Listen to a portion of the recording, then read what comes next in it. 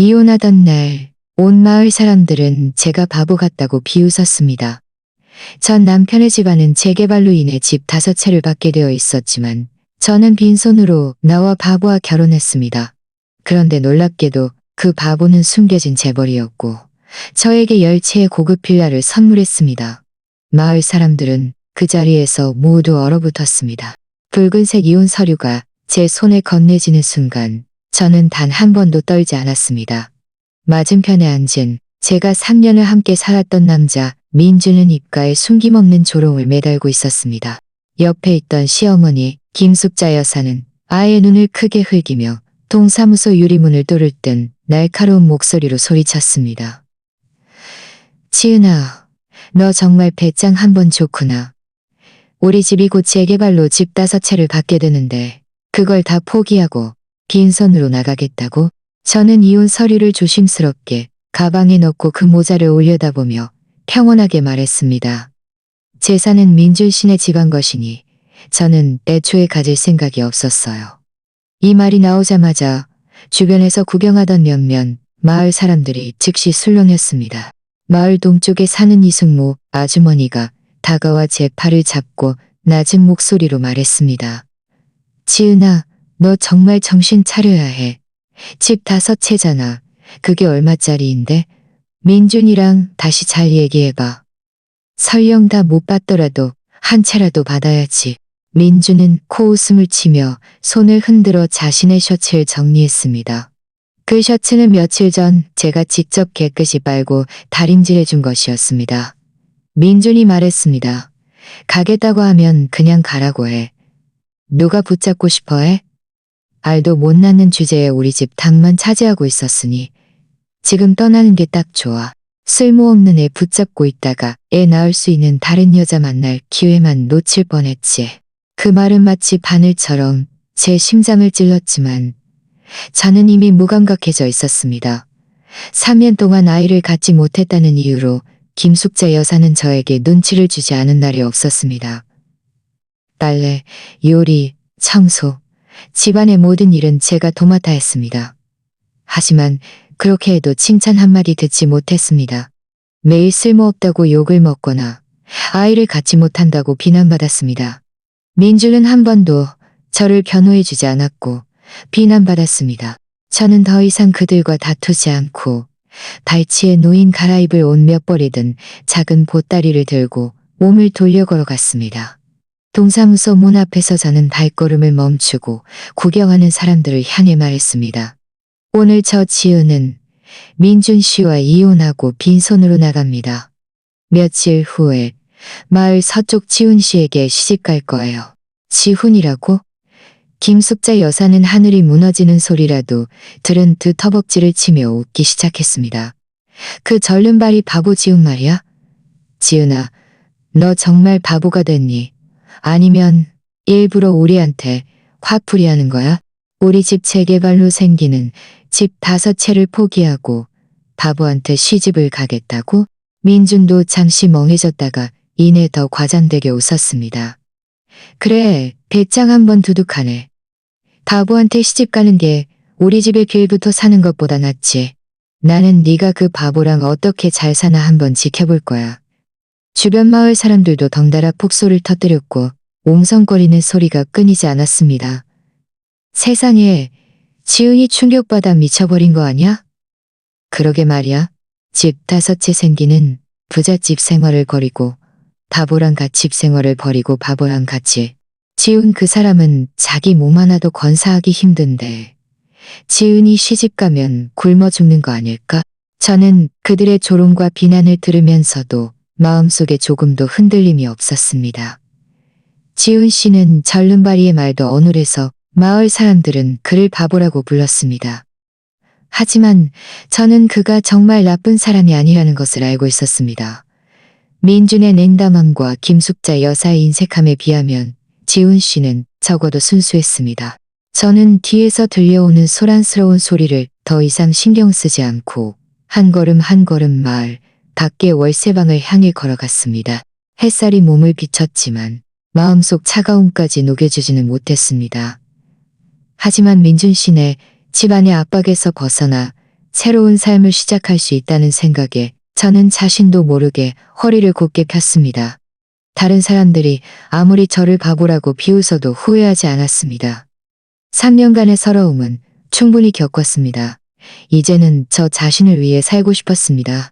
지훈 씨에게 시집가는 것도 충동적인 결정이 아니라 비록 앞으로의 삶이 조금 힘들지라도 마음 편하게 존엄하게 살 수 있다면 민준 씨네 집에서 사는 것보다 만 배는 나을 테니까요. 마을 밖 월세방은 제가 미리 구해둔 10평 남짓한 작은 방이었습니다.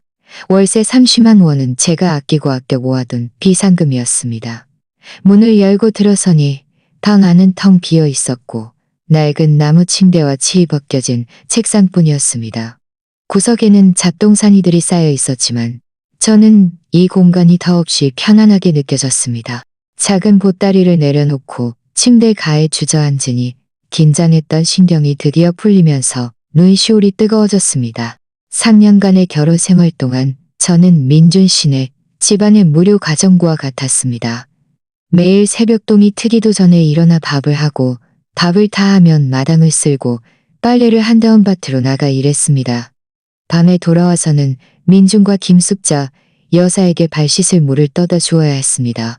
그런데도 그들은 만족하지 못했습니다. 한 번은 감기에 걸려 열이 나서 침대에 누워 일어나지 못했는데 김숙자 여사는 저를 걱정하기는커녕 침대 옆에 서서 아픈 척하며 게으름 피운다고 욕을 했습니다.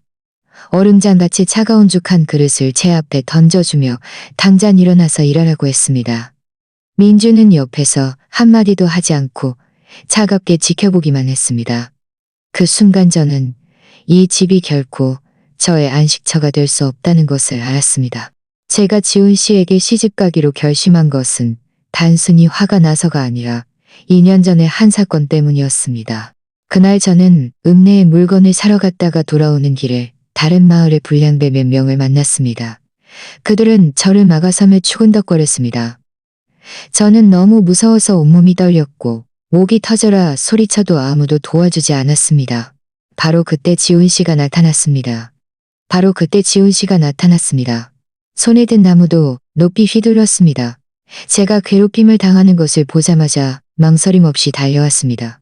비록 다리가 불편해서 절뚝거림 없이 달려왔습니다. 불량배들은 그가 귀찮아서 그를 밀쳤고 그는 땅에 넘어지면서 무릎이 까졌습니다. 하지만 그는 다시 일어나려고 안간힘을 쓰며 물러서지 않았습니다. 결국 지나가던 마을 사람들이 불량배들을 쫓아냈습니다. 저는 지훈 씨를 일으켜 세우고 고맙다고 말하고 싶었지만 그는 그저 얼굴을 붉히며 저에게 빙긋 웃어 보인 뒤 결뚝거리며 나무짐을 짊어지고 가버렸습니다. 그때부터 저는 지훈 씨가 봐버렸습니다. 이런저런 생각에 잠겨 있는데 문 밖에서 노크 소리가 들려왔습니다. 이어서 이웃 밖 아주머니의 목소리가 들렸습니다. 지은아, 안에 있니? 나 들어간다. 저는 서둘러 눈가에 눈물을 닦고 대답했습니다. 아주머니, 들어오세요. 박 아주머니가 문을 열고 들어와 방 안의 모습을 보더니 한숨을 쉬었습니다. 지은아, 대체 왜 이렇게 고생을 사서 하는 거야? 민준이네 집 5채는 진짜 좋은 기회였는데 그걸 왜 그냥 포기하고 굳이 그 바보 지훈이한테 시집을 가겠다고 하니? 앞으로 네 인생 어떻게 살려고 그래? 저는 박 아주머니에게 흰물을 한 잔 따라 손에 건네주며 웃으며 말했습니다. 아주머니, 저는 고생 안 해요. 민준 씨네 집에서 사는 게 진짜 고생이었어요. 지훈 씨는 좋은 사람이고 그 사람과 함께 있으면 마음이 편해요. 박 아주머니는 손을 내저으며 급하게 말했습니다. 뭐가 좋아? 그 사람은 그냥 바보야. 자기 몸 하나도 제대로 못 건사하는데 어떻게 너를 돌보겠니? 내가 듣기로는 그 사람 부모님이 일찍 돌아가셔서 혼자 낡은 흙집에서 살고 평소에는 마을 사람들이 도와줘야 겨우 입에 풀칠한다고 하던데 네가 시집가면 고생만 할 게 뻔해. 저는 고개를 저었습니다. 아주머니, 지훈 씨는 바보가 아니에요. 그저 말을 잘 못할 뿐이에요. 그리고 그는 자기 몸도 잘 돌볼 수 있어요. 저는 그가 직접 밥을 해먹고 농사 짓는 걸 봤어요. 제가 그에게 시집가는 건 그가 저를 돌봐주길 바라서가 아니에요. 우리는 서로 돌봐주면서 잘 살 수 있어요. 박 아주머니는 제가 단호한 태도를 보이자 다시 설득하려 했습니다. 지은아, 다시 한번 잘 생각해봐. 이혼이라는 게 충동적으로 할 일이 아니야. 집 5채잖아. 평생 벌어도 못 버는 돈인데. 네가 정말 민준이랑 못 살겠으면 조건 좋은 다른 사람을 찾아도 되잖아. 굳이 지훈이한테 갈 필요는 없어. 저는 단호하게 말했습니다. 아주머니, 저는 이미 다 생각했어요. 저는 지훈 씨에게 시집갈 거예요. 다른 사람들이 뭐라고 하든 후회하지 않을 거예요. 박 아주머니는 저를 설득할 수 없다는 것을 깨닫고 그저 한숨을 쉬었습니다.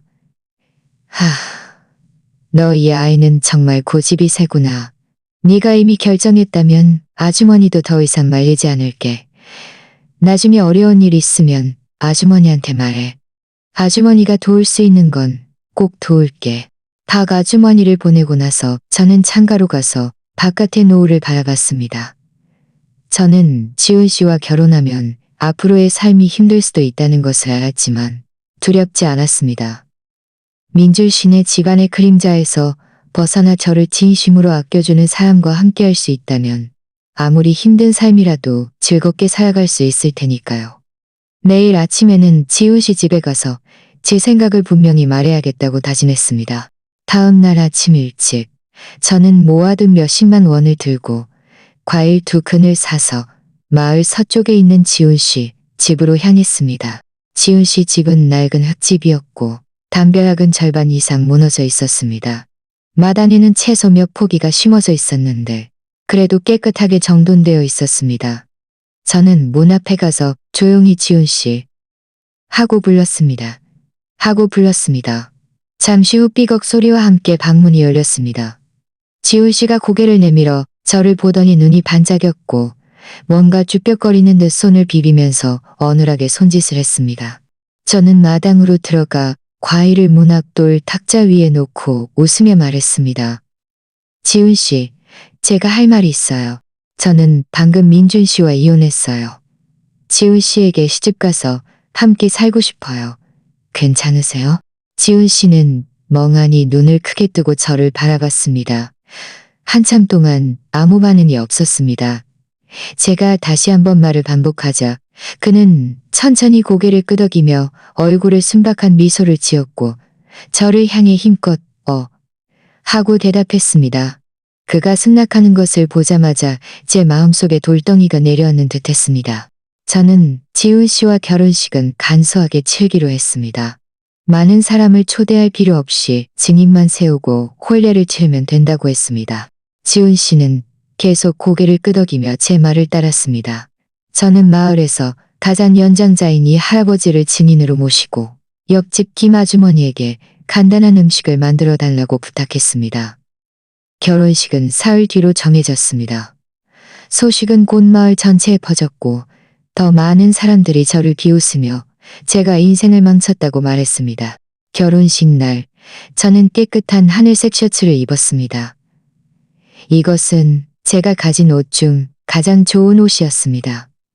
지훈 씨도 하얗게 바른 겉옷으로 갈아입고 머리를 단정하게 빗었습니다. 비록 여전히 절뚝거렸지만 그의 표정은 매우 밝았습니다. 마당에는 이 할아버지와 김 아주머니 2분만 계셨고 간단하게 탁자 하나를 차려놓고 사탕과 해바라기 씨를 놓았습니다. 저와 지훈 씨가 혼례를 치르려던 순간 마당 문 밖에서 갑자기 시끄러운 소리가 들렸습니다. 민준이 김숙자 여사와 민준 씨네 친척 몇 명을 데리고 으스대며 들어왔습니다. 김숙자 여사는 들어오자마자 음흉한 목소리로 소리쳤습니다. 아이고, 이게 잔치판이 벌어졌네. 지은아, 너 정말 대단하구나. 바보한테 시집 가는데도 이렇게 요란하게 잔치를 벌이다니. 이 허름한 곳에서 이렇게 초라하게 사는 게 너는 괜찮니? 민주는 주머니에 손을 꽂은 채 문턱에 기대서서 비웃으며 말했습니다. 지은아, 너 나한테 일부러 이러는 거지? 집 5채 생기는 좋은 날을 버리고 여기 와서 바보랑 고생하며 살겠다고? 너 정말 미쳤나 봐. 이 할아버지는 눈살을 찌푸리며 일어서서 그들에게 말했습니다. 오늘은 지훈이와 지은이의 좋은 날이다. 너희들이 소란 피우러 온 거라면 당장 돌아가라. 민준 씨네 친척 한 명이 거만하게 말했습니다. 돌아가라고? 우리는 이 바보가 우리 마을 바보 같은 여자를 어떻게 데려가는지 보러 온 거야. 지은아, 내가 충고하는데 지금이라도 우리랑 같이 돌아가서 민준이한테 사과해. 그럼 민준이가 너를 용서하고 새집 한 채라도 줄지 누가 알아. 저는 너무 화가 나서 온몸이 떨렸습니다. 지훈 씨 앞에 서서 크게 소리쳤습니다. 안 돌아가요. 저는 민준 씨와 이미 이혼했어요. 이제 저는 지훈 씨의 아내예요. 당신들은 당장 돌아가세요. 여기서 소란 피우지 마세요. 김숙자 여사가 한 걸음 앞으로 다가와 저를 밀치려 했고 입으로는 니까짓 게 분수도 모르고 하며 욕을 했습니다. 바로 그때 지훈 씨가 갑자기 앞으로 나서서 저를 자기 뒤에 숨기고 팔로 김숙자 여사의 손을 막았습니다. 그는 여전히 어눌하게 완전한 말을 하지 못했지만 그의 눈빛은 매우 단호했습니다. 김숙자 여사를 뚫어지게 노려보며 마치 저를 해치지 말라고 경고하는 것 같았습니다. 김숙자 여사는 지훈 씨의 눈빛에 깜짝 놀랐다가 이내 화를 내며 지훈 씨에게 욕했습니다. 너 이 바보 자식. 감히 나를 막아? 너 죽고 싶어 환장했구나. 말하면서 지훈 씨를 밀치려 했습니다. 지훈 씨는 다리가 불편해서 그녀의 손에 밀려 몇 걸음 뒤로 비틀거리다 넘어질 뻔했습니다. 저는 서둘러 지훈 씨를 부축하며 걱정스럽게 물었습니다. 지훈 씨, 괜찮아요? 다친 데 없어요? 지훈 씨는 고개를 저으며 다시 저를 자기 뒤로 끌어당겼습니다. 다시 저를 막아선 채 민준과 그들에게 어눌하게 소리쳤습니다. 마치 그들을 쫓아내려는 것 같았습니다. 이 할아버지가 나서서 도와주며 민준과 그들에게 말했습니다. 너희들이 당장 돌아가지 않으면 경찰에 신고할 거야. 민준과 그들은 이 할아버지의 단호한 태도를 보고 또 지훈 씨가 비록 바보 같아 보여도 필사적으로 저를 지키는 것을 보며 더 이상 일을 키우고 싶지 않았습니다. 결국 욕설을 퍼붓으며 서둘러 돌아갔습니다. 그들이 떠나는 뒷모습을 보면서 저는 안도의 한숨을 쉬었습니다. 고개를 돌려 지훈 씨를 바라보니 마음속에 감동이 가득했습니다. 비록 결혼식에 엉망이 되었지만 지훈 씨가 이렇게 저를 지켜주는 것만으로도 충분하다고 느꼈습니다. 저는 지훈 씨의 손을 잡고 이 할아버지에게 꾸벅 절하며 말했습니다. 이 할아버지, 저희 때문에 죄송합니다. 저희 계속 혼례를 치를게요. 간소한 혼례식이 끝나자 김 아주머니가 준비해둔 음식을 가져왔습니다. 비록 몇 가지 반찬뿐이었지만 저는 마음속으로 따뜻함을 느꼈습니다.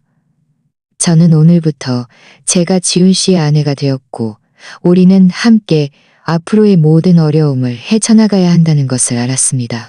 혼례를 마치고 이 할아버지와 김 아주머니를 보내드리자 마당은 다시 조용해졌습니다. 저는 눈앞의 낡은 흙집과 옆에 있는 지훈 씨를 바라보면서도 조금의 불평도 없었고 오히려 마음속에 가득한 평온함을 느꼈습니다.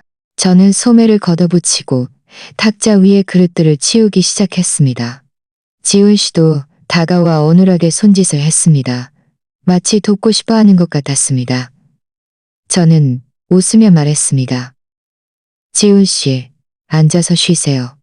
이 일은 제가 할게요. 하지만 지훈 씨는 고개를 저으며 고집스럽게 헝겊을 들고 서투르게 탁자를 닦았습니다. 그의 동작은 매우 느렸고 실수로 탁자 위에 설탕 단지를 바닥에 떨어뜨려 설탕이 온 사방이 흩어졌습니다. 지훈 씨는 순간 당황하며 고개를 숙이고 잘못한 아이처럼 어쩔 줄 몰라 서 있었습니다. 저는 서둘러 다가가 바닥에 떨어진 설탕 단지를 주워들고 부드럽게 말했습니다. 괜찮아요, 지훈 씨. 엎질러진 건 괜찮아요. 지훈 씨 잘못이 아니에요. 저는 쪼그리고 앉아 바닥에 설탕을 주웠습니다. 지훈 씨도 저를 따라 쪼그리고 앉아 조심스럽게 저를 도왔습니다. 낡은 창문을 통해 햇살이 들어와 우리 몸을 비추는 그 순간 저는 더없이 따뜻함을 느꼈습니다. 밤에 저는 허름한 부엌에서 저녁을 준비했습니다. 지훈 씨 집 부엌은 매우 낡았고 흙으로 만든 아궁이 하나뿐이었습니다. 냄비와 그릇들도 모두 낡은 것들이었습니다. 저는 월세방에서 가져온 쌀과 채소로 간단하게 죽 한 냄비를 끓이고 채소볶음 하나를 만들었습니다. 밥을 먹을 때 지훈 씨는 계속 제 그릇에 반찬을 얹어주면서 자신은 아주 조금만 먹었습니다.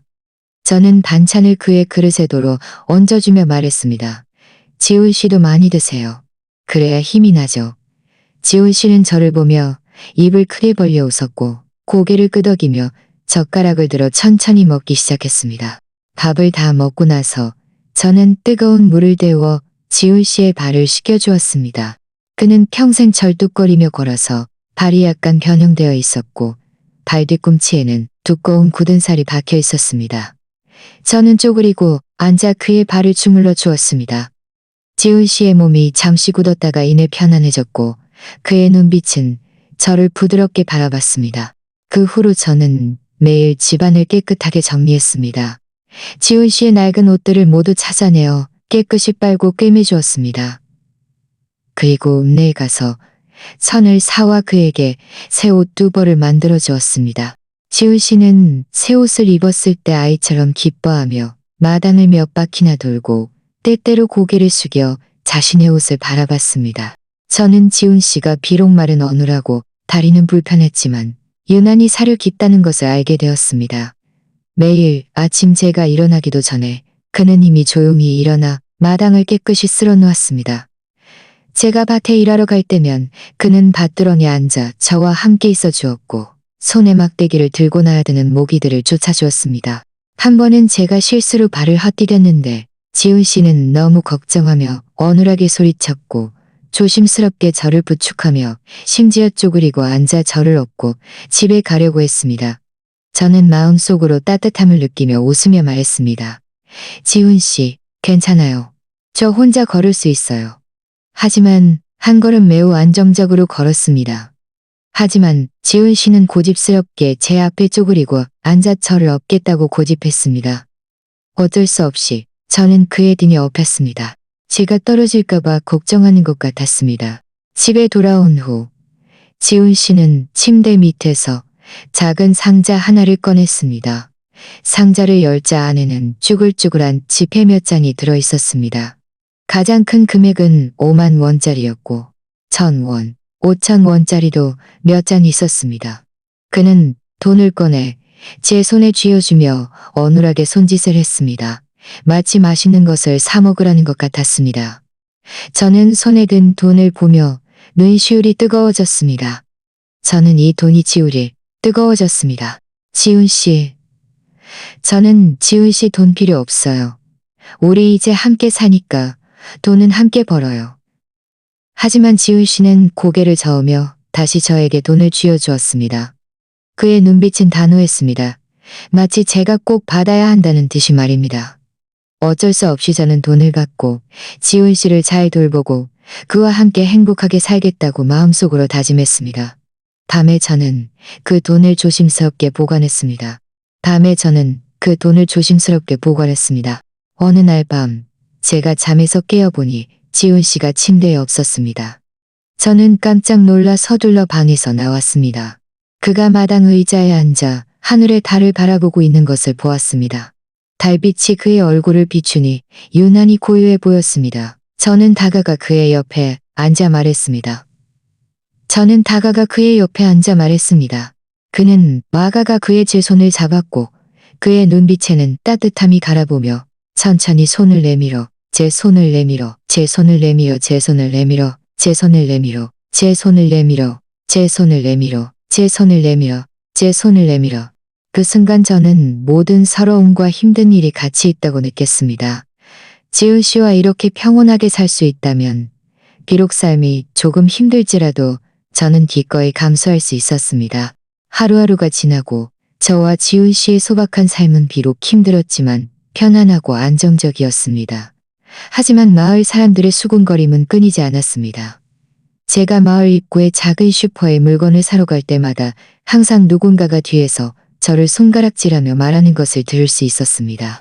그날 제가 슈퍼에 막 들어서자마자 마을 서쪽의 장씨 아줌마와 이씨 아줌마가 이야기하는 소리가 들렸습니다. 글쎄, 지은이 좀 마. 좋은 집 5채를 마다하고 그 집하고 한때 시집 가더니 이제는 어떻게 됐나 봐. 여전히 낡은 어떻게 됐나 봐. 여전히 낡은 옷 입고 소금 한 봉지 사는데도 한참을 고민하더라고. 이씨 아줌마가 말을 이었습니다. 그러게 말이야. 민준이네 집은 지금 잘 나간다고 하던데. 민준이네 집은 지금 잘 나간다고 하던데. 지은이 이혼 안 했으면 지금 새 집에서 편안하게 살 수 있었을 텐데. 저는 못 들은 척하고 진열대 앞으로 가서 소금 한 봉지를 집어들고 돈을 내고 서둘러 나왔습니다. 슈퍼를 나서자마자 김숙자 여사와 마주쳤습니다. 그녀는 새로 산 꽃무늬 셔츠를 입고 손에는 커다란 과일 봉지를 들고 있었습니다. 저를 보자마자 걸음을 멈추고 일부러 목소리를 높였습니다. 김숙자 여사가 말했습니다. 어머 지은이 아니니? 소금 사러 왔니? 왜 한 봉지만 사? 봐라. 내가 방금 읍내에서 사온 수입 과일이야. 민준이가 나 아낀다고 특별히 돈 줘서 사왔지. 우리 집은 곧 새 집으로 이사가. 집 5채나 된다고. 그때 온 마을 사람들을 초대해서 잔치할 거야. 주변을 지나던 마을 사람들 몇몇이 모두 모여 저를 손가락질하며 수군거렸습니다. 저는 손에 든 소금 봉지를 꽉 쥐고 차갑게 말했습니다. 제 삶은 당신이 걱정할 필요 없어요. 당신이나 당신의 삶이나 잘 돌보세요. 하지만 김숙자 여사는 물러서지 않았습니다. 나는 너를 걱정해 주는 거야. 네가 그때 그렇게 고집 부리지 않고 민준이랑 잘 살았으면 지금 우리랑 같이 편안하게 살 수 있었을 텐데. 굳이 바보한테 시집 가서 지금 네가 어떻게 사는지 좀 봐. 흙집에 살면서 형편없는 밥 먹고. 내가 다 창피하다. 저는 그녀와 다투고 싶지 않아 몸을 돌려 걸어갔습니다. 하지만 김숙자 여사는 저를 쫓아와 제 팔을 꽉 잡았습니다. 왜 도망가? 내가 틀린 말했니? 너 후회하는 거 아니야? 후회한다면 지금이라도 나랑 같이 돌아가서 민준이한테 사과해. 그럼 민준이가 너를 용서하고 새 집 한 채라도 줄지 누가 알아? 저는 힘껏 그녀의 손을 뿌리치며 크게 소리쳤습니다. 후회 안 해요. 비록 흙집에 살고 형편없는 밥을 먹을지라도 당신네 집에서 구박받는 것보다 만배는 나아요. 말을 마치고 저는 뒤돌아보지 않고 앞으로 걸어갔습니다. 하지만 김숙자 여사가 이렇게까지 할 줄은 몰랐습니다. 이틀 후 제가 밭에서 돌아오니 우리 집 문 앞에 낡은 옷가지와 썩은 채소 잎사귀들이 잔뜩 쌓여 있었습니다. 지훈 씨는 문 앞에 쪼그리고 앉아 그 물건들을 바라보고 있었는데 눈시울이 붉어져 있었습니다. 저는 가슴이 철렁 내려앉아 서둘러 다가가 물었습니다. 지훈 씨, 이게 무슨 일이에요? 지훈 씨는 고개를 들어 저를 보더니 어눌하게 손짓을 하며 마을 입구 쪽을 가리켰습니다. 마치 누군가가 이 물건들을 던져놓았다고 말하는 것 같았습니다. 그때 옆집 김 아주머니가 다가와 한숨을 쉬며 말했습니다. 지은아, 이 물건들은 김숙자 여사가 방금 던져놓은 거야. 그녀가 방금 네 집 앞에서 한참을 욕하더니 네가 분수도 모른다고 바보한테 시집간 게 벌을 받는 거라고 하면서 일부러 이 낡은 것들을 네 집 문 앞에 던져놓고 너를 역겹게 하는 거야. 저는 너무 화가 나서 온몸이 떨렸습니다. 김숙자 여사가 이렇게까지 할 줄은 몰랐습니다. 지훈 씨는 제가 화내는 것을 보더니 일어서서 제 옆으로 다가와 제 옷자락을 살짝 잡아당겼습니다. 마치 저를 위로하는 것 같았습니다. 저는 그의 순박한 모습을 보면서 마음속에 화가 절반으로 사라졌습니다. 지훈 씨의 도발 때문에 화낼 필요가 없었습니다. 그럴 가치도 없었습니다. 그럴 가치도 없었습니다. 그럴 가치도 없었습니다.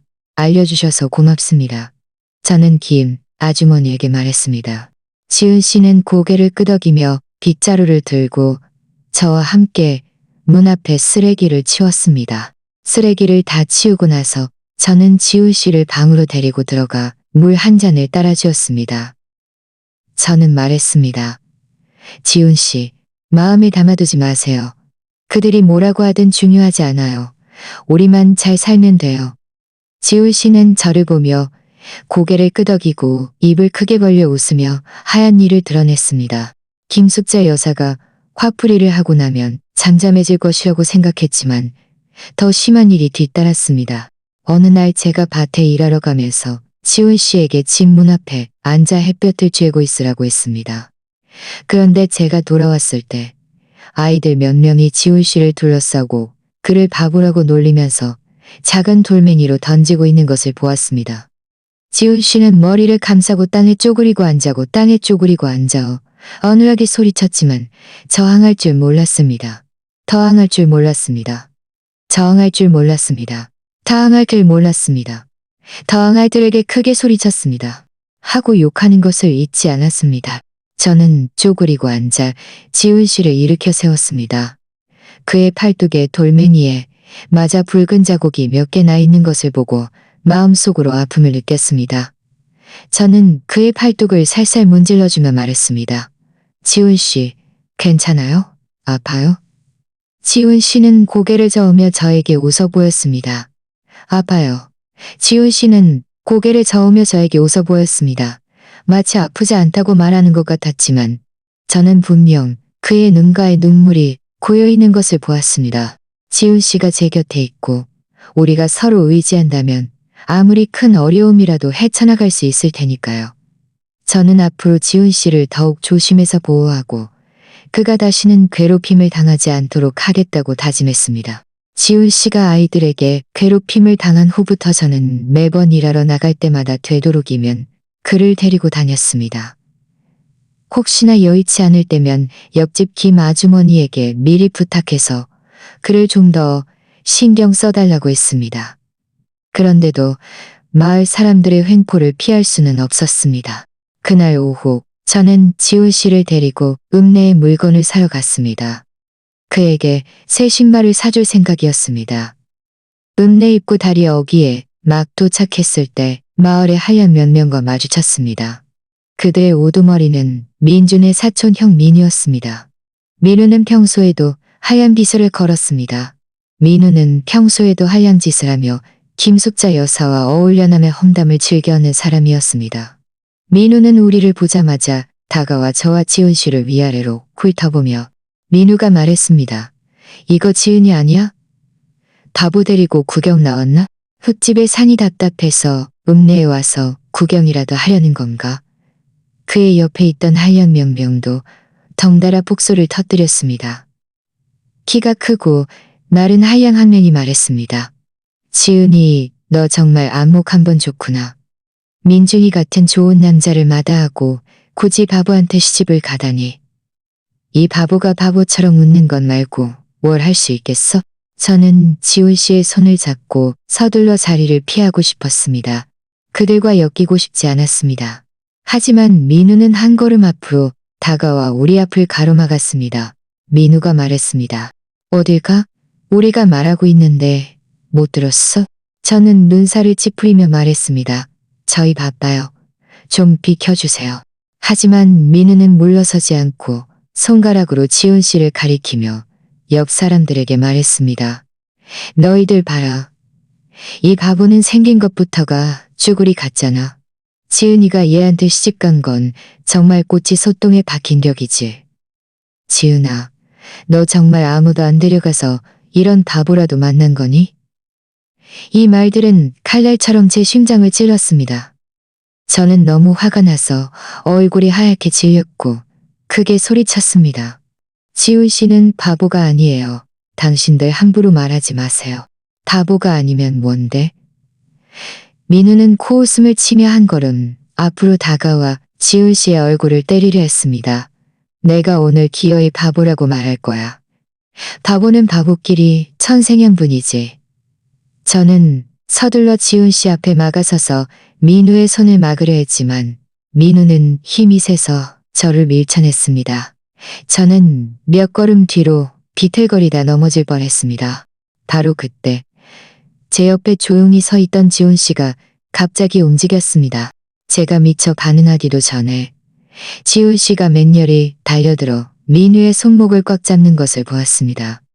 그의 동작은 평소처럼 어눌하지 않고 빠르고 정확했습니다. 민우는 악 하고 비명을 지르며 아파서 눈살을 찌푸렸습니다. 민우 이 바보 자식. 감히 나를 잡아. 당장 놓아. 지훈 씨는 놓지 않고 오히려 더 꽉 잡았습니다. 그는 고개를 들자 눈빛이 날카로워졌고 민우를 뚫어지게 노려봤습니다. 저는 지훈 씨의 이런 모습을 본 적이 없었습니다. 그는 평소에 항상 순박하게 웃었고 눈빛은 온화했습니다. 하지만 지금 그의 눈빛은 날카로운 칼날 같아서 사람들은 감히 똑바로 쳐다볼 수 없었습니다. 민우는 지훈 씨의 눈빛에 깜짝 놀라 버둥거리며 말했습니다. 너 이 바보 자식, 뭐 하려는 거야? 안 그러면 가만두지 않을 거야. 주변의 안들은 모두 멍하니 서 있었습니다. 지훈 씨는 여전히 아무 말도 하지 않고 그저 맹렬히 팔을 휘둘렀습니다. 민우는 몇 걸음 뒤로 비둘렀습니다. 평소에 누구에게나 괴롭힘을 당하던 지훈 씨가 이렇게 힘이 셀 줄은 몰랐고 심지어 이렇게 뚱뚱한 한량을 쓰러뜨리다니. 키 작고 뚱뚱한 한량 한 명이 정신을 차리고 민우를 도우려 다가오려 했습니다. 지훈 씨는 고개를 돌려 그를 차갑게 노려봤습니다.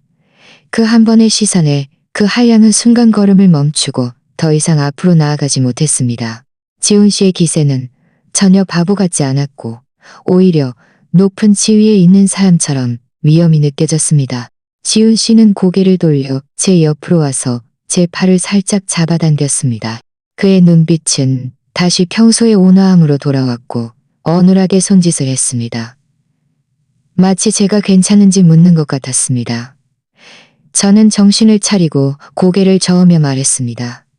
지훈 씨, 저는 그를 보면서 마음속에 의문이 가득했습니다. 지훈 씨는 평소와 너무나 달랐습니다. 그는 대체 누구일까? 왜 이런 반전이 있을까? 민우는 땅에서 일어나 몸의 먼지를 털어내고 지훈 씨를 바라봤습니다. 화가 나고 두려웠습니다. 그는 더 이상 앞으로 나서지 못하고 그저 우리에게 욕설을 퍼부었습니다. 너희들 두고 봐. 힘 좀 있다고 잘난 척하지 마. 바보는 그냥 바보일 뿐이야. 말을 마치고 몇몇 한량을 데리고 서둘러 도망갔습니다. 주변에서 구경하던 사람들도 웅성거렸습니다. 모두 지훈 씨가 이렇게 대단할 줄은 몰랐다며 이전에 그를 너무 얕봤다고 말했습니다. 저는 지훈 씨의 손을 잡고 서둘러 다리 어귀를 떠나 읍내에 가서 신발을 샀습니다. 내내 저는 지훈 씨에 대한 생각에 잠겨 있었고 마음속의 의문은 점점 깊어졌습니다. 집에 돌아온 후 저는 지훈 씨를 보면서 그에게 방금 왜 그랬는지 묻고 싶었지만 그의 순박한 미소를 보니 다시 말을 삼켰습니다. 그가 누구든 그는 저를 지켜주는 지훈 씨였습니다. 다리 어귀 사건 이후 마을 사람들은 지훈 씨에게 훨씬 더 공손해졌습니다. 아무도 감히 대놓고 그를 놀리지 않았고 우리를 함부로 괴롭히는 사람도 없었습니다. 저는 이렇게 평온한 삶이 계속될 것이라고 생각했습니다. 하지만 민준이 다시 찾아올 줄은 몰랐습니다. 그날 저녁, 제가 부엌에서 저녁을 준비하고 있는데 지훈 씨는 마당에 앉아 채소를 다듬고 있었습니다. 마당 문 밖에서 갑자기 노크 소리가 들렸는데 매우 급했습니다. 저는 김 아주머니인 줄 알고 무심코 문 안 잠겼으니 들어오세요. 하고 대답했습니다. 하지만 들어온 사람은 김 아주머니가 아니라 민준이었습니다. 그는 새 양복을 입고 머리는 기름을 발라 단정하게 빗었으며 얼굴에는 가식적인 미소를 빗었으며 지훈 씨도 채소 다듬는 것을 멈추고 고개를 들어 경계하는 눈빛으로 그를 바라봤습니다. 저는 눈살을 찌푸리며 말했습니다. 민준 씨, 왜 왔어요? 우리 이미 이혼했어요. 할 말 없으니 당장 돌아가세요. 민준은 돌아가지 않고 오히려 마당 한가운데로 걸어와 우리 흙집을 사방으로 둘러보며 얼굴에 경멸하는 표정을 지었습니다. 민준이 말했습니다. 지은아, 네가 요새 힘들게 지내는 거 알아. 내가 오늘 너한테 기회를 주려고 왔어. 저는 비웃으며 말했습니다. 기회요? 저는 당신의 기회 필요 없어요. 당장 우리 집에서 나가세요. 민주는 당황하지 않고 말했습니다. 먼저 거절하지 마. 내가 듣기로는 최근 재개발에 변동이 생겼대. 집안 식구가 많으면 집 한 채를 더 받을 수 있다고 하더라고. 너도 알다시피 나는 외아들이잖아. 네가 다시 우리 집으로 돌아오면 우리 집은 집 한 채를 더 받을 수 있어. 그제야 저는 민준이 진심으로 저를 다시 받아들이고 싶어서가 아니라 저를 이용해서 재개발로 집 한 채를 더 받으려 한다는 것을 깨달았습니다. 저는 너무 화가 나서 온몸이 떨렸습니다. 민준 씨, 정말 파렴치하네요. 처음에 저를 쫓아낸 건 당신네들이잖아요. 이제 집 한 채 더 받으려고 저를 다시 돌아오라고요? 꿈 깨세요.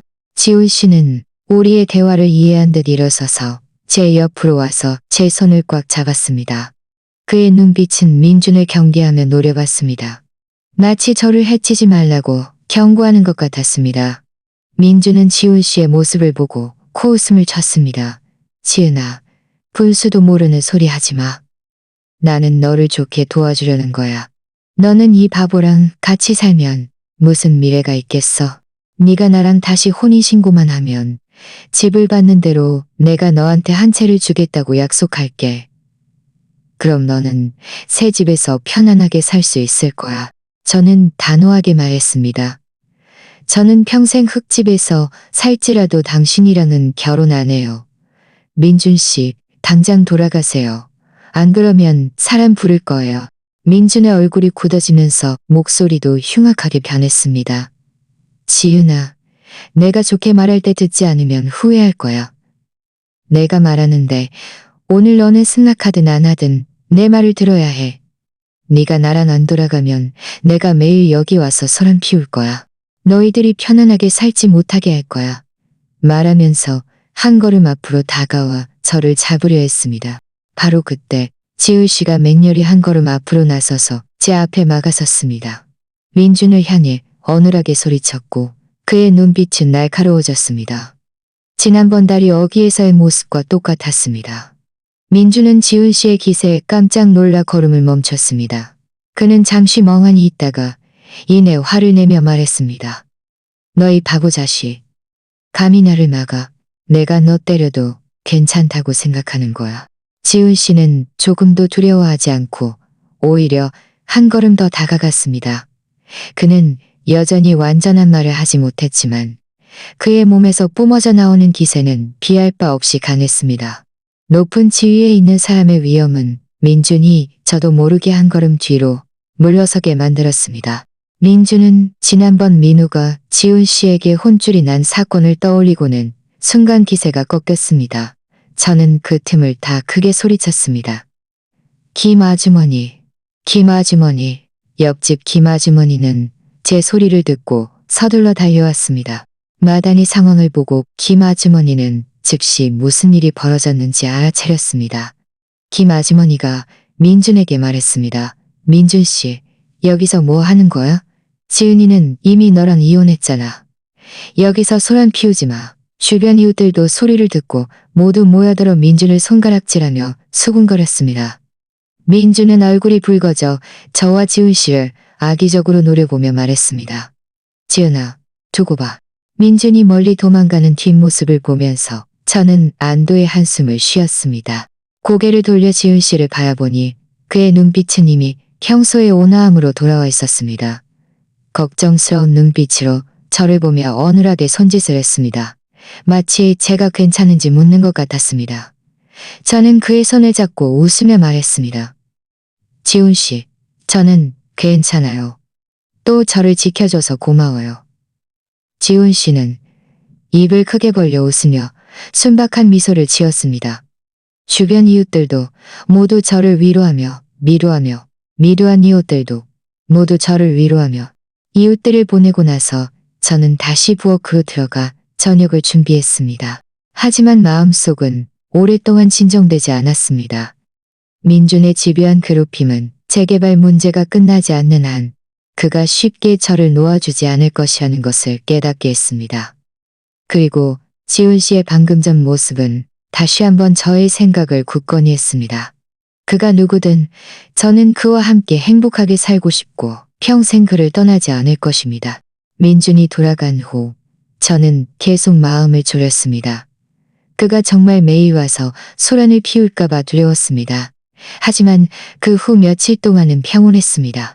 민준은 다시 나타나지 않았고 마을 사람들도 더 이상 저를 괴롭히지 않았습니다. 저는 점차 안심하고 지훈 씨와 평온한 소박한 삶을 이어갔습니다.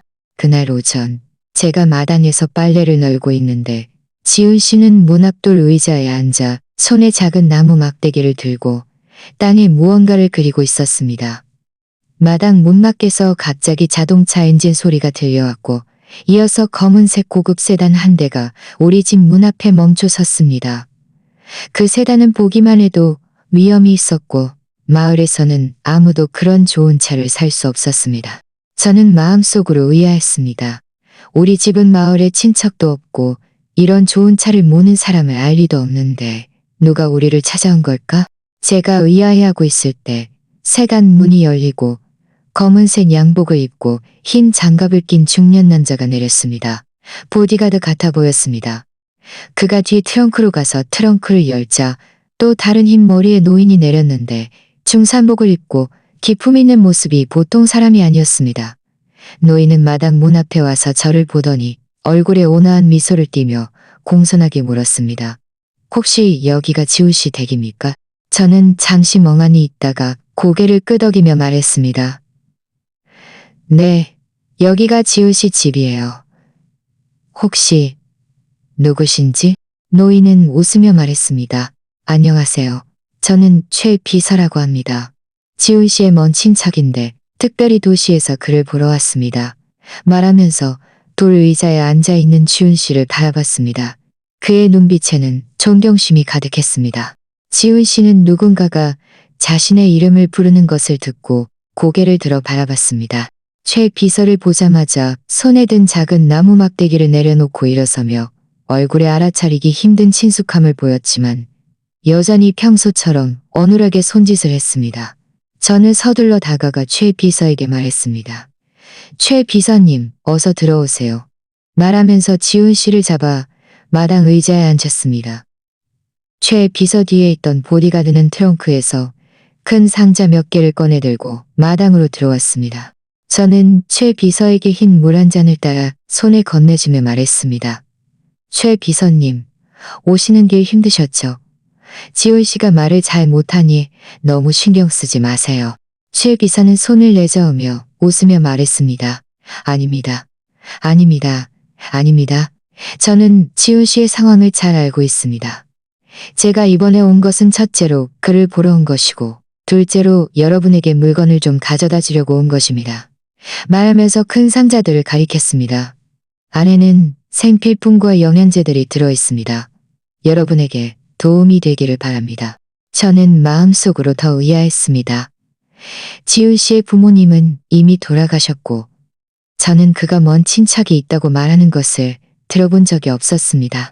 게다가 이 최 비서는 보통 사람이 아닌 것 같은데 어떻게 지훈 씨의 먼 친척일 수 있을까? 저는 참지 못하고 물었습니다. 최 비서님, 지훈 씨와 어떻게 아시게 되었어요? 저는 그가 당신을 언급하는 것을 들어본 적이 없는데 최 비서는 잠시 멈칫하더니 복잡한 눈빛으로 지훈 씨를 한번 바라보고는 웃으며 말했습니다. 우리는 먼 친척이라 예전에는 연락을 많이 하지 않았습니다. 이번에도 우연히 지훈 씨가 여기에 계시다는 것을 알게 되어 특별히 보러 온 것입니다. 지훈 씨는 성격이 순수해서 이런 것을 기억하지 못하는 것이 당연합니다. 그의 말은 모호했고 저는 뭔가 이상하다고 느꼈습니다. 그때 최 비서가 일어서서 지훈 씨 옆으로 가 허리를 숙여 지훈 씨 귀에 무언가를 작게 말했습니다. 저는 그가 무슨 말을 하는지 듣지 못했지만 지훈 씨가 그 말을 듣고 눈빛에 순간적인 명료함이 스치는 것을 보았고 이내 다시 평소의 순박한 모습으로 돌아왔습니다. 최 비서가 몸을 일으켜 돌아서서 저에게 말했습니다. 지은 씨, 당신이 지훈 씨와 결혼도 그를 잘 돌봐주셔야 할 것 같습니다.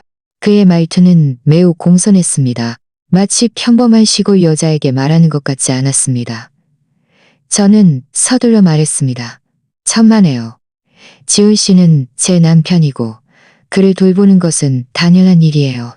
최 비서는 고개를 끄덕이더니 주머니에서 신용카드 한 장을 꺼내 제 손에 건네주며 말했습니다. 이 카드 안에는 돈이 좀 들어있습니다. 비밀번호는 86개입니다. 지훈 씨에게 맛있는 것을 사주고 필요한 물건을 사주세요.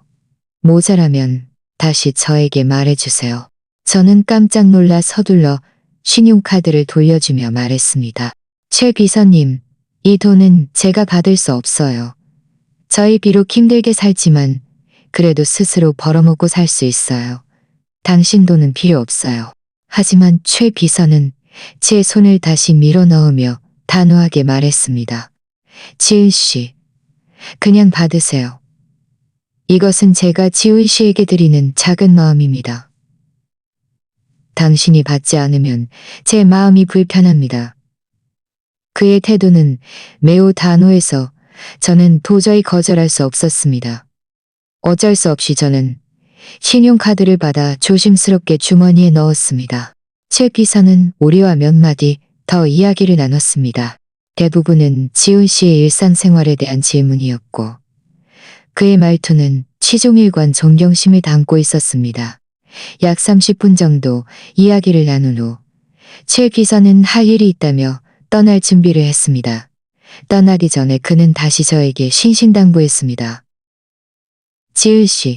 지훈 씨를 잘 돌봐주세요. 어떤 어려움이 있든 이 전화로 저에게 연락하시면 됩니다. 말하면서 명함 한 장을 제게 건네주었습니다. 저는 명함을 받아보니 그 위에 대한그룹 최 비서라는 글자가 인쇄되어 있었습니다. 대한그룹? 저는 가슴이 철렁 내려앉았습니다. 이 이름 어디서 들어본 것 같았습니다. 마치 도시의 큰 회사 같았습니다. 최 비서가 대한그룹의 비서라면 왜 그가 지훈 씨에게 이렇게 공손할까? 지훈 씨는 대체 어떤 신분인 걸까? 최 비서와 보디가드가 자해오르자 제 마음속의 의문은 점점 깊어졌습니다. 최 비서가 떠난 후 저는 대한그룹이라고 인쇄된 명함을 들고 마음속으로 이리저리 생각했습니다. 대한그룹. 저는 어렴풋이 기억하고 있었습니다. 예전에 읍내 사람들이 도시에서 손꼽히는 큰 회사라고 재산이 셀 수 없이 많다고 말하는 것을 들었습니다. 최 비서가 이 회사의 비서인데 지훈 씨에게 이렇게 공손하고 그렇게 많은 물건과 신용카드를 주다니. 지훈 씨와 이 회사는 대체 무슨 관계일까?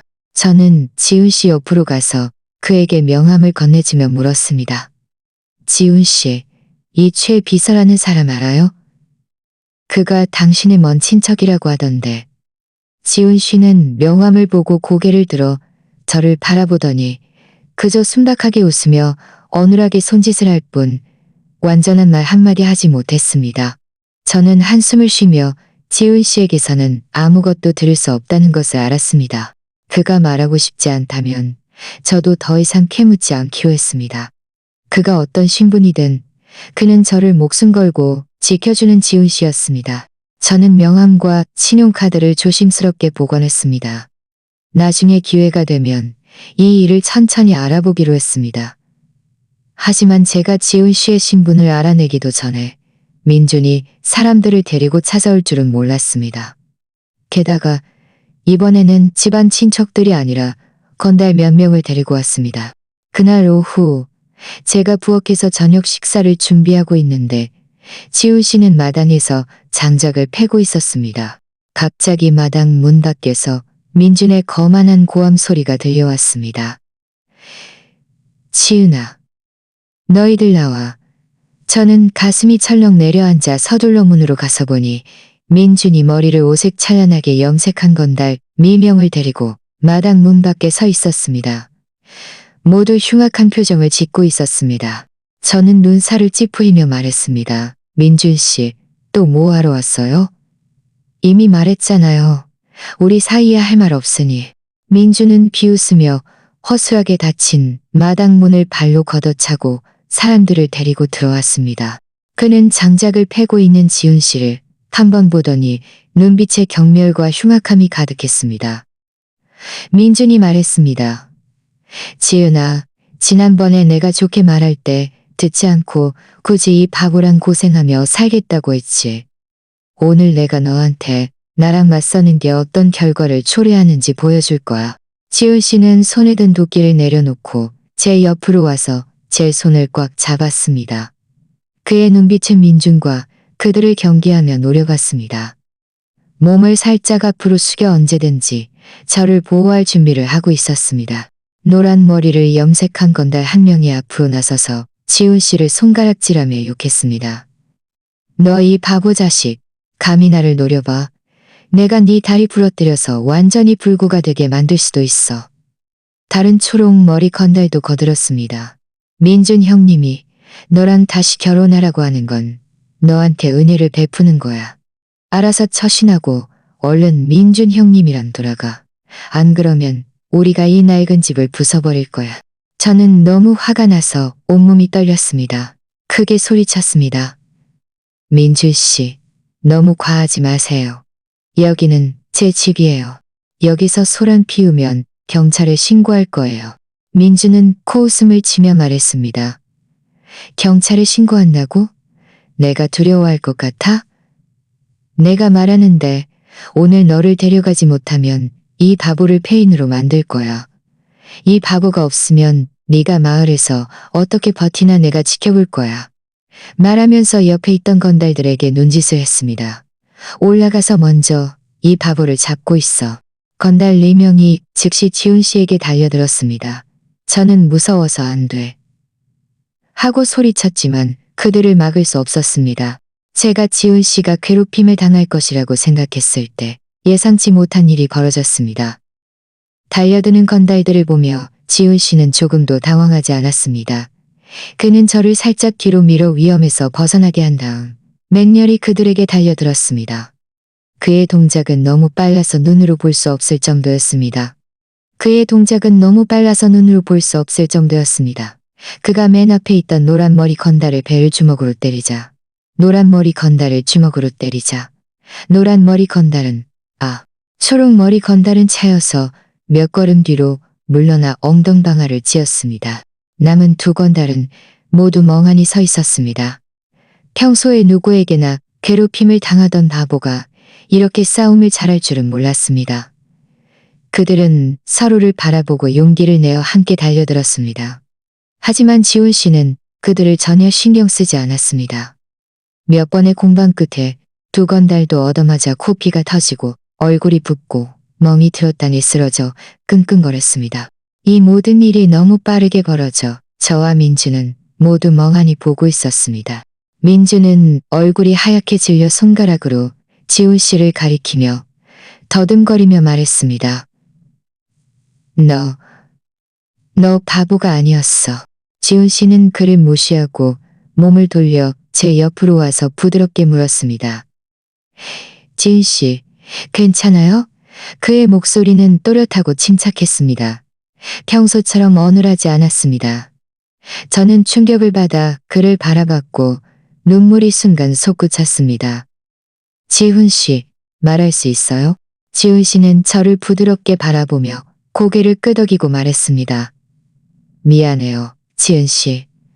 계속 당신에게 숨겨서. 바로 그때 마당 문 밖에서 일제히 발소리가 들려왔습니다. 검은색 양복을 입고 키가 큰 보디가드 10된 명이 빠르게 들어와 지훈 씨 뒤에 일렬로 서서 공손하게 외쳤습니다. 회장님. 민준과 딴이 쓰러진 건달들은 모두 겁에 질려 멍하니 서서 말 한마디 하지 못했습니다. 소식을 듣고 달려온 주변 마을 사람들도 모두 놀라 입을 크게 벌리고 눈앞의 광경을 믿지 못했습니다. 지훈 씨는 몸을 돌려 차가운 눈빛으로 민준을 바라보며 위험 있는 목소리로 말했습니다. 방금 네가 나를 폐인으로 만들고 내 집을 부수겠다고 했지? 민준은 너무 무서워서 온몸이 떨렸고 연신 고개를 숙이며 빌었습니다. 죄송합니다. 제가 잘못했습니다. 제가 눈치 없이 태산 같은 분을 몰라봤습니다. 당신이 회장님인 줄 몰랐습니다. 지훈 씨는 그가 말을 마치기도 전에 뒤에 있던 보디가드들에게 말했습니다. 이 자와 이 건달들을 경찰에 넘겨 처리하도록 해. 그리고 재개발 과정에서 이자가 불법을 저지른 행위가 있었는지 함께 조사해서 책임을 물어. 네, 회장님. 보디가드들은 즉시 앞으로 나서서 민준과 건달들을 끌고 갔습니다. 그때 최 비서도 밖에서 들어와 지훈 씨에게 공손하게 말했습니다. 회장님, 모든 것을 준비해 두었습니다. 지훈 씨는 고개를 끄덕였고 최 비서는 다시 뒤로 물러섰습니다. 마을 사람들은 그제야 지훈 씨가 결코 바보가 아니었고 신분이 존귀한 대단한 사람이라는 것을 깨달았습니다. 이전에 지훈 씨와 저를 조롱했던 사람들은 모두 고개를 숙였고 얼굴에는 수치심과 두려움이 가득했습니다. 저는 눈앞의 지훈 씨를 바라봤습니다. 비록 그의 눈빛은 위엄있고 기세가 강했지만 저는 그가 여전히 저를 묵묵히 지켜주는 지훈 씨라는 것을 알았습니다. 보디가드들이 민준과 건달들을 끌고 간 후 마당은 조용해졌습니다. 구경하던 마을 사람들과 저 그리고 지훈 씨만 남았습니다. 마을 사람들은 지훈 씨를 바라봤고 그의 눈빛에는 경외심이 가득했습니다. 이전의 조롱과 비난은 더 이상 없었습니다. 누군가 말을 걸고 싶었지만 감히 그러지 못하고 그저 멀리 서 있었습니다. 지훈 씨는 몸을 돌려 저를 부드럽게 바라보며 손으로 제 눈가의 눈물을 살며시 닦아주었습니다. 지훈아, 당신에게 상처를 줘서 미안해요. 이제 모든 것을 당신에게 말해줄게요. 저는 고개를 끄덕이며 지훈 씨의 말을 조용히 들었습니다. 그는 실제로 대한그룹의 회장이었습니다. 이전에 바보인 척했던 것은 몇 년 전 회사 내부에서 권력 다툼이 일어나 누군가가 그를 해치려 했기 때문이었습니다. 그는 어쩔 수 없이 이 외딴 마을로 숨어들어 바보인 척하며 자신을 보호했던 것입니다. 그는 여기서 2년 동안 살면서 마을 사람들의 다양한 모습을 보았고 저만이 그를 한 번도 조롱하지 않았고 그가 불량배들에게 괴롭힘을 당했을 때 진심으로 그를 도우려 했다는 것을 알게 되었습니다. 그때부터 그는 저를 마음에 두었습니다. 당신이 민준 씨네 집에서 힘들게 지내는 것을 알고 있었어요.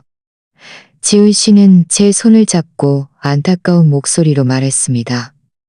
그날 당신이 저에게 시집 가겠다고 했을 때 정말 기뻤어요. 저는 평범한 사람의 신분으로 당신과 함께 살고 싶었어요. 하지만 민준 씨가 이렇게까지 심하게 당신을 괴롭힐 줄은 몰랐어요. 오늘은 더 이상 모른 척할 수 없었어요.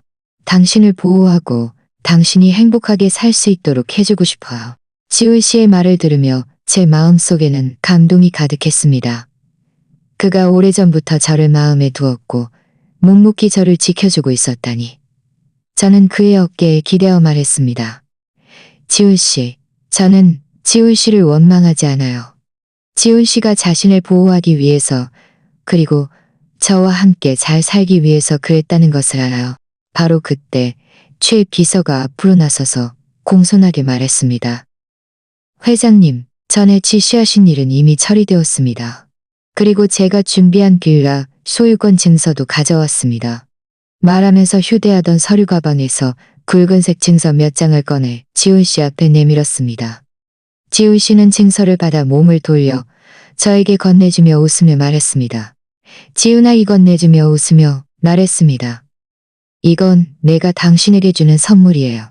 앞으로 우리는 도시로 이사가서 이 모든 시끄러운 일들에서 벗어나 살아요. 10채의 빌라. 저는 손에 든 소유권 증서를 보면서 충격의 말문이 막혔습니다. 주변 마을 사람들도 모두 놀라 입을 크게 벌렸고 눈에는 부러움이 가득했습니다. 이전에 저를 조롱했던 사람들은 더욱더 부끄러워 얼굴을 들지 못하고 땅속으로 숨고 싶어 했습니다. 바로 그때 사람들 사이에서 김숙자 여사의 울음소리가 들려왔습니다. 그녀는 비틀거리며 달려와 지훈 씨의 바지가랑이를 잡고 울부짖었습니다. 회장님, 회장님, 제발 민준이 좀 용서해 주세요. 다 제 잘못이에요. 제가 잘못했어요. 제가 회장님과 지훈 씨를 괴롭히라고 민준이에게 시키지 말았어야 했는데 김숙자 여사는 민준이 사람들을 데리고 저와 지훈 씨를 괴롭히러 갔다가 경찰에 끌려갔다는 소식을 듣고 겁에 질려 서둘러 달려온 것이었습니다. 그녀는 지훈 씨 옆에 있는 보디가드들과 최 비서를 보고 또 열치의 빌라 이야기를 듣자마자 감히 더 이상 거만하게 굴지 못했습니다. 지훈 씨는 눈살을 찌푸리며 그녀의 손을 살짝 밀어내고 차가운 목소리로 말했습니다. 당신의 아들이 저지른 모든 일은 그 자신의 책임입니다. 그는 지은 씨를 괴롭혔을 뿐만 아니라 재개발 과정에서 불법을 저질러 공동의 이익을 침해했습니다. 이 모든 것은 법적 책임을 져야 합니다. 최 비서가 옆에서 덧붙였습니다. 저희가 이미 조사한 결과 민준 씨는 재개발 보상금을 더 받기 위해 주민등록 정보를 위조했고 다른 마을 주민들에게 할당된 토지를 불법으로 점유했습니다. 이 모든 증거를 저희는 이미 경찰에 제출했습니다. 김숙자 여사는 이 말을 듣자마자 땅에 주저앉아 더 심하게 울었습니다. 세상에, 이걸 어떻게 우리 집 5채도 못 받게 되는 거야? 지훈 씨는 차갑게 말했습니다. 그처럼 불법을 저지른 사람은 당연히 재개발 보상금을 받을 자격이 없습니다. 관련 부서에서 이미 상황을 확인하고 그의 재개발 자격을 취소했습니다.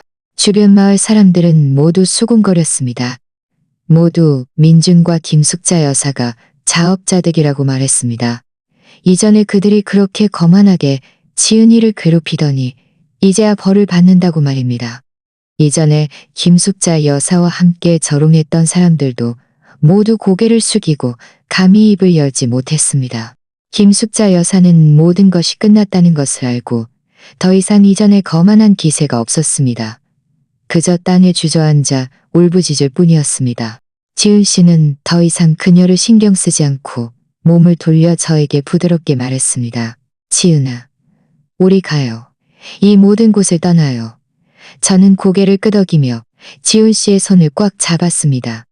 우리는 최 비서가 가져온 세단에 올라 이 시끄러운 마을을 떠났습니다. 창밖으로 점점 멀어지는 마을을 바라보면서 저는 조금의 미련도 없었습니다. 저는 이제 저의 새로운 삶이 시작될 것이라는 것을 알았습니다. 나중에 저는 민준이 사기 및 재개발 보상금 편취 등 여러 혐의로 유기징역형을 선고받았다는 소식을 들었습니다. 김숙자 여사는 민준을 비호한 죄로 상응하는 처벌을 받았고 결국 쓰레기를 주워 생활해야 했습니다. 그리고 이전에 우리를 조롱했던 마을 사람들은 저와 지훈 씨가 도시에서 행복하게 사는 모습을 보고 모두 후회했습니다. 하지만 아무리 후회해도 아무것도 바꿀 수 없었습니다. 저와 지훈 씨는 도시의 빌라로 이사가서 걱정 없는 삶을 살았습니다. 지훈 씨는 회사 일을 정리한 후 자주 저와 함께 여행을 다니며 제가 이전에 겪었던 서러움을 보상해 주었습니다. 그는 저에게 한결같이 잘해주었고 저를 아끼고 사안했습니다.